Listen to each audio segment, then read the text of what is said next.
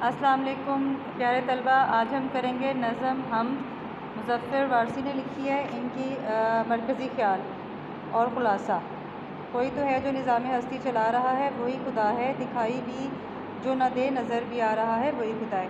اسی کے پہلے شعر سے ہمیں پتہ چل رہا ہے کہ اس میں کیا خلاصہ، اس میں شاعر کیا کہہ رہا ہے۔ دیکھیں خلاصہ دیکھتے ہیں۔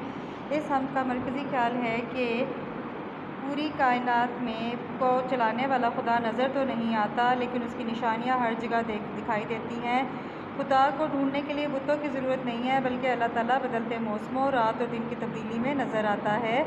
ذلت، عزت، خیر و شر کا مالک اللہ تعالیٰ ہے۔ حوالہ متن رچی نے لکھا ہے، یہ شروع میں لکھتے ہیں، اس سے لاسٹ میں لکھا ہوا ہے، اس کو آپ لوگ سٹارٹ میں لکھیں گے حوالہ متن۔ آگے اس کا خلاصہ بھی وہی ہے، کا خلاصہ۔ اس میں شاعر کہہ رہا ہے کہ اس کائنات کو چلانے والا صرف اللہ تعالیٰ ہے، وہ دکھائی نہیں دے رہا۔